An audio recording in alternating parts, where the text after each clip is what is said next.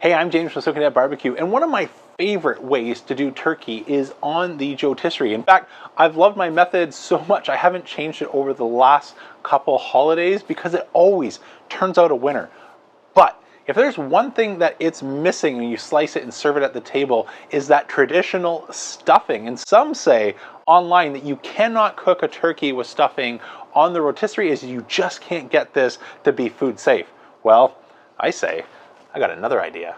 So much of the writing on this topic doesn't have anything to do with our Kamado Joe or Kamados in general, as most people are cooking in their indoor oven. And so the main concerns with turkey stuffing is getting it to a proper internal temperature of 165 degrees. As we're stuffing it deep into our cavity, that's getting a little bit of the dark meat, the white meat, absorbing some of those juices as they render. We want to make sure that we get past the area where pathogens can develop and accelerate. Somewhere, I think from memory, it's something like 70 to 135 degrees Fahrenheit is the real danger zone. So we need to get that up to 165 degrees in the middle of our cavity. But in a traditional oven, for the stuffing to be 165 degrees, we're going to be aiming for 180 degrees plus, which if you ever cooked a turkey in an oven at 180 degrees, that reminds me a lot of, my childhood where that turkey is incredibly dry. So you're sacrificing your turkey in order to get the stuffing. But as you can tell, looking behind me, this is no oven. Kamados are world renowned for helping lock in and retain moisture. So I don't think we need to continue with Thanksgiving traditions where you either get a great turkey and no stuffing or great stuffing and a really dry turkey. Let me tell you how we're going to pull this off inside of our Kamado Joe. So for much of the past decade, I've been spatchcocking my turkeys and cooking them starting almost 15 years ago in my Big Green Eggs to more recently in my Kamado Joes, but the same principles will apply to any Kamado. It wasn't until a couple years ago I did a head-to-head, a JoeTisserie turkey versus a spatchcock turkey, and I was blown away how much more I liked, as well as everyone in the family liked the rotisserie turkey. So the rotisserie has been a staple of our turkey traditions ever since I've done that head-to-head. In the years that followed, there was two other challenges that I wanted to tackle. So first is the aromatics. If you use a rub with a lot of aromatics, they tend to burn up, especially when using something like the JoeTisserie, as they cannot withstand exposure to the direct flames. And so this is where I started making herb smoke bombs and adding fresh herbs, whether it's sage, rosemary, thyme. I've used all of those, and they add a great aromatic smoke. Speaking of smoke, that tackles the second issue, which is over smoking poultry. And so that first book that I read, nearly 15 years ago when I was doing this in my Big Green Egg, it had things like soak wood chips, add those wood chips every half hour, which in hindsight, it was a foregone conclusion that this is going to taste like going outside and licking a wet tree. It was absolutely awful, and I nearly lost the rights for cooking turkey inside of my Kamado for years to come until I started to dial that smoke profile way back down, add elements that complement the turkey versus stealing the show and making smoke the hero rather than the poultry. So after getting to grips with the smoke, the quantity in terms of dialing that way back, as well as the quality and substituting that for aromatics, the next issue that we wanted to tackle, which is incorporating some of those flavor ingredients. You have a couple options with turkey. You can go on outside, which I mentioned on a JoeTisserie, can be prone to burning. You can do a compound butter rub and slide that underneath the skin, or you can do what's been my absolute favorite and incredibly juicy and do a compound butter injection where we are rendering down some butter, adding in some fresh aromatics and injecting that into the bird. Some of this will render out and be squeezed out as the muscles tighten and they cook, but much like a snail leaves a little bit of a trail on the patio, so true is butter or any fat that we inject. It leaves a delicious trail of flavor behind it, and this is absolutely something that you can appreciate. So those are all the proven things that I know works. So for this year, given we are trying something new and adding stuffing into the mix, I'm going to modify my approach to incorporate another technique that I picked up from the Salt, Fat, Acid, Heat book. So Samin shares a recipe with buttermilk brined. And so this is adding a couple couple cups of buttermilk, a few tablespoons of salt, and brining either your chicken or your turkey. I've tried this on many chickens, but never a turkey. And just like the book says, it does help make even more of a flavorful, tender, juicy product. And the benefit of all this is helping retain even more moisture. But the downside of this, or our previous experience with any wet brine, is if we soak our bird for 24 hours and throw it on the grill, usually this comes at the cost of sacrificing crispy skin, which is one of the reasons I'm a big fan of dry brine, and I'm not alone. There was a great article in the New York Times a couple years ago, the rise and fall of turkey brining, with many restaurants starting to opt for dry brine for the benefits of crispy turkey skin. So my game plan today is actually to merge these two things. We're going to do a 24-hour buttermilk and a little bit of salt for a wet brine. Then we're going to do the remaining bit of salt for another 24-hour dry brine to help dry that skin back out and crisp it up. And between these two brine methods with the buttermilk and the salt, which are all designed to help whatever we're cooking retain more moisture versus losing that in the cooking process, this should, in theory, help protect us against the slightly higher temperatures that we might see, getting up to, again, that recommended 180 degrees Fahrenheit in order to have 165 degrees in our stuffing. So to maximize our chances for success, I'm also modifying the setup that I'm going to use inside of my Kamado Joe. I'm going to be adding a deflector stone. One of the benefits of the JoeTisserie is that direct over coal cooking experience. And if you've never tried it, almost everything, in fact, everything I've thrown at it comes out better. I've even done things like beef ribs, which is nearly brisket, direct over the coals, and I was absolutely in love with the end result. To chicken wings, to steak, to fish, you name it, direct coal grilling adds a ton of flavor. So we're gonna park that part a little later in our cook, because for the first part of our cook, we want to highlight and use two main heat sources. We want to rely on, first, the convection airflow moving around, as well as the radiant energy, but reduce the direct exposure to the fire below. If we do this, we can get nice crispy skin, but we'll be a little bit underdone on the inside. And since we're adding stuffing into the mix, I want to save the skin for last. So the game plan of adding the deflector is going to help stall the skin getting nice and crispy until we get an internal temperature up close to where we want it to be. Then we can remove that deflector plate and let the flames fly need be in order to crisp up our bird at the very end. So now that you know the game plan and the change in technique that we're going to try and pull off for the perfect rotisserie turkey with stuffing inside of our Kamado Joe, let me take you back and catch you up quickly to present day, everything that you need to know from the turkey rub that I prepared, as well as the injection method and setting up our Kamado Joe with the expanded details. So there's chapters down below if you just want to skip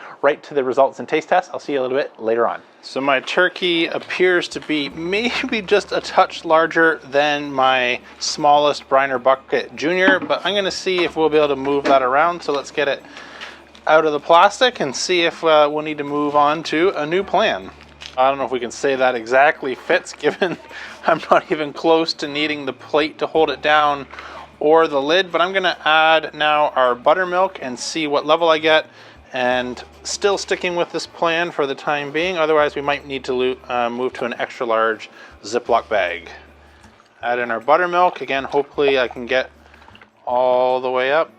So let's add the rest of our buttermilk. I'm not going to fill this up all the way right now, just because I think it'll be more difficult to carry to the fridge.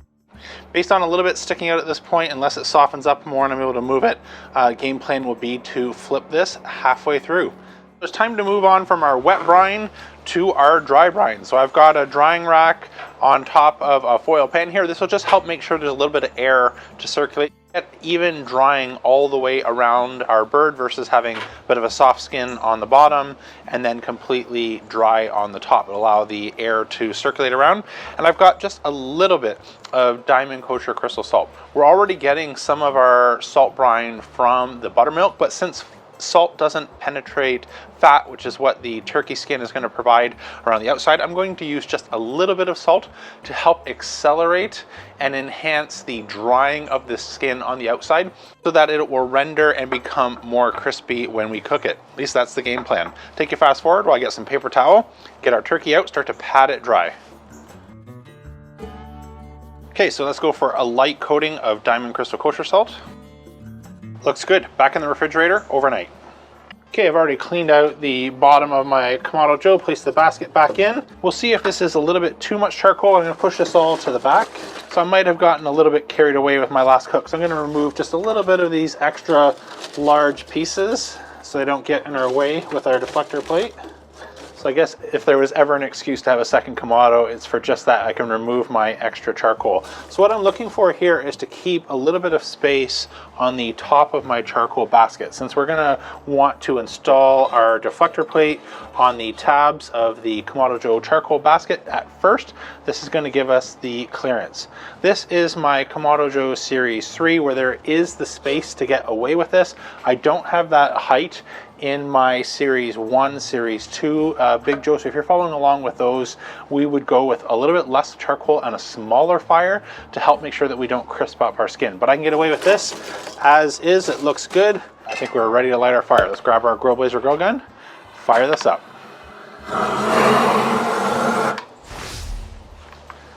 Looks good. We've got some white ashed over coals. We'll worry about the deflector a little bit later. For the time being, let's close our dome with the vents all the way open in the bottom and the top. Okay, we'll get to work on adding our stuffing in a minute, but a proven winner on the last couple years turkeys has been a compound butter injection. And there's really, you can't go wrong with this. So I've got just about 1.25 cups left over of butter. I'm gonna add that. If we were in chef school, we would get some fresh garlic. But when you're doing a compound butter, that is not one thing that I notice makes a bunch of difference. So I'm going to just go with a little bit of this prepared garlic, about a full spoon there, maybe a little bit extra, as this is just going to be helping enhance the flavor of our injection. But if you, by all means, if you have the fresh stuff and you have the time, go for it. What you will absolutely notice is the fresh herbs. So I have 2 packages of thyme and rosemary. I'm not going to use too much of the rosemary as I find this actually imparts more flavor when we add this into the fire for our smoke bombs. So I'm only going to add 1 sprig of rosemary and save the rest of that for our fire and go a little bit heavier on the thyme. So I've got 2 bunches here and I'm going to add about 50% of this right now for our compound butter injection. Okay, that looks good. While our grill is coming up to temperature, this is actually a great way to help start melting this butter. So let's go toss this in. We come back and work on our bird.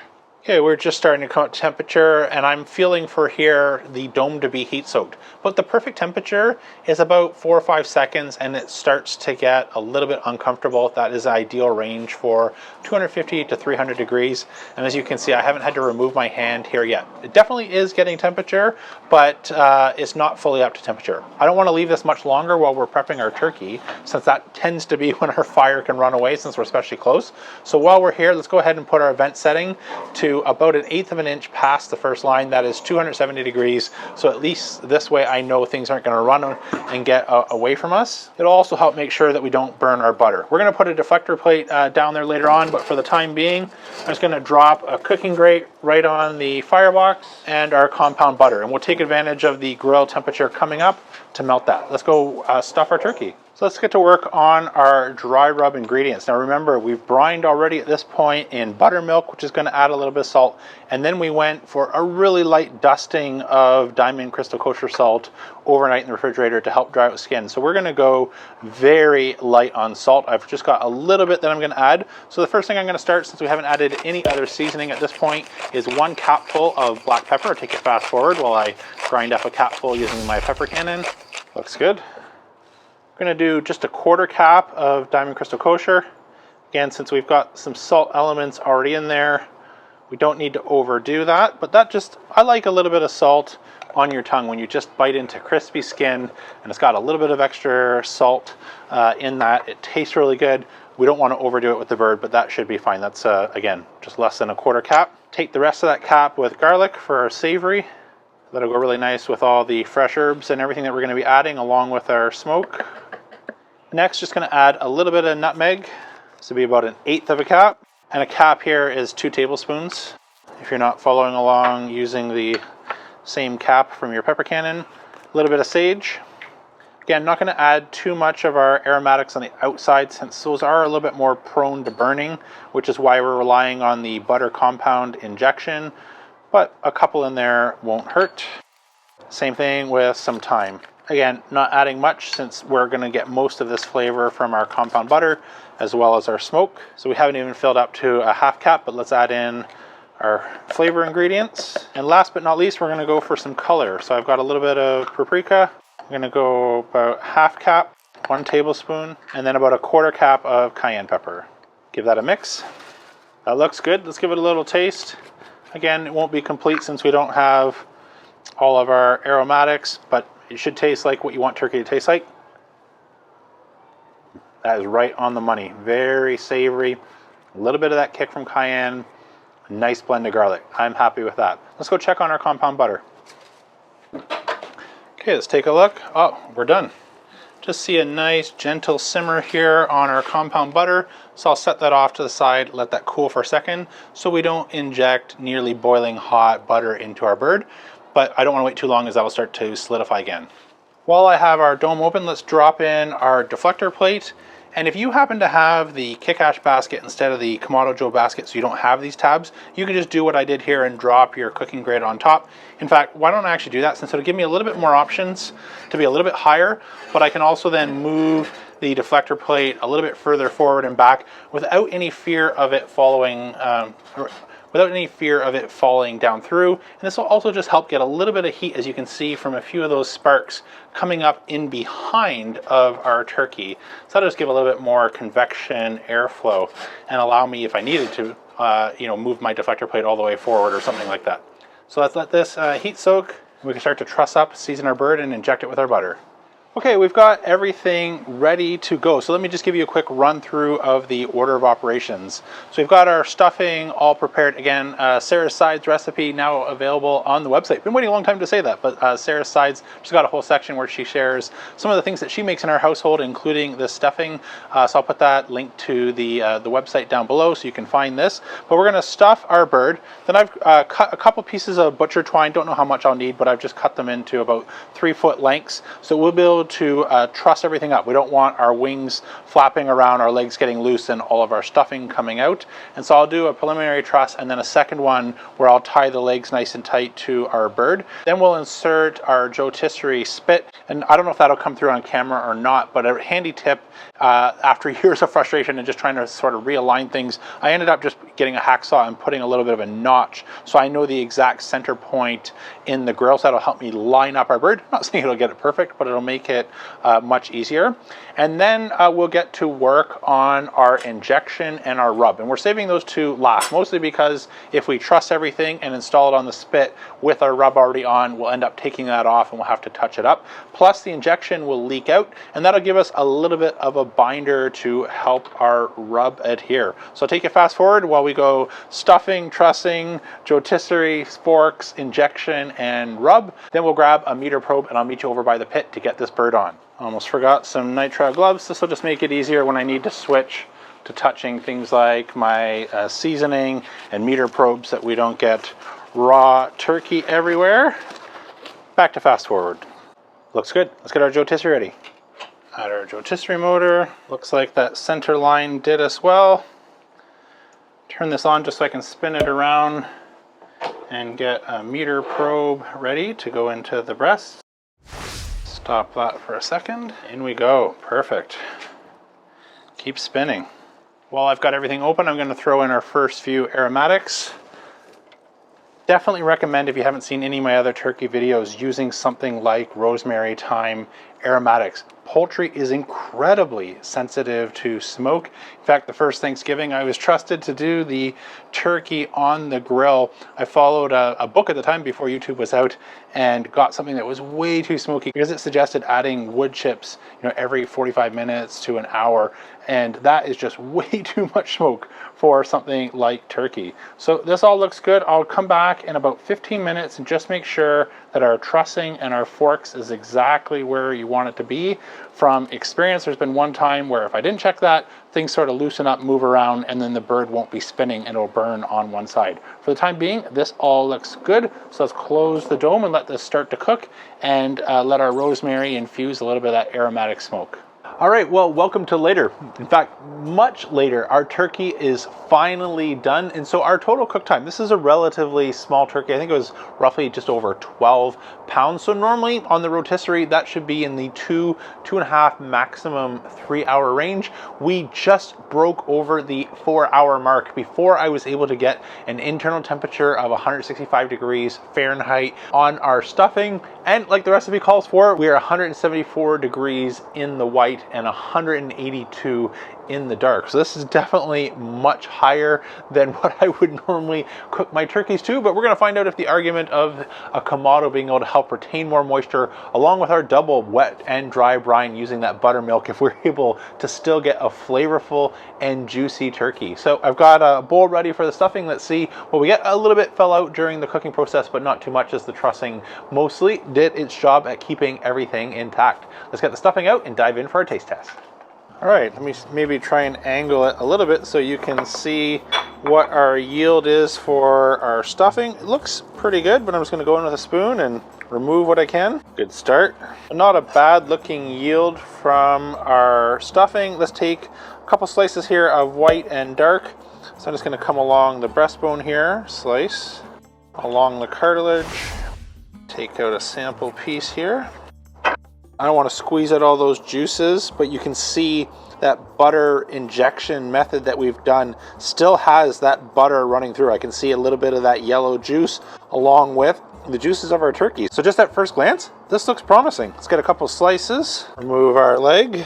Let's dive in for our taste test. Well, it certainly looks and smells good. Let's see how we did. Start with what the danger zone apparently is. So if this is my last video, I guess the warnings are true, but I checked the temperature. I think we're going to be good. Oh, wow. Stovetop stuffing. Just can't compete with that. That is really good. So let's go for a piece of our white here. Just like the lean on a brisket, this is always going to be the most dry and be a judge of our cook. So if this is dry and overdone, that's not a good sign. Let's see where we're at. That was not dry at all. You could tell when we were slicing it, and you saw juices running galore. Despite the temperature being a little bit higher than what I would normally cook it to, I think the method and technique we applied here between our buttermilk salt wet brine followed by a salt dry brine along with our deflector plate. I never had to remove the deflector plate, and our skin, I don't know if you can hear that. I'll get close. I'm not sure it's really working, but the skin here is crispy without ever being exposed directly to the fire, and that was absolutely necessary to be able to get a bird spinning for a 4 hour total cook without going nuclear on the skin and being raw on the inside. So if you're like my family and you've enjoyed the last couple of turkey videos that I've done and said, well, this is perfect, but it's just missing one thing, stuffing, this recipe is absolutely going to turn out a winner. Let me know if you give it a try in the comments down below what you thought, and if this is now going to be your go-to Thanksgiving turkey meal. That's it for today, though. I'm James from Smoking That Barbecue signing off, and remember, don't be afraid to fire it up. Cheers. Even better piece.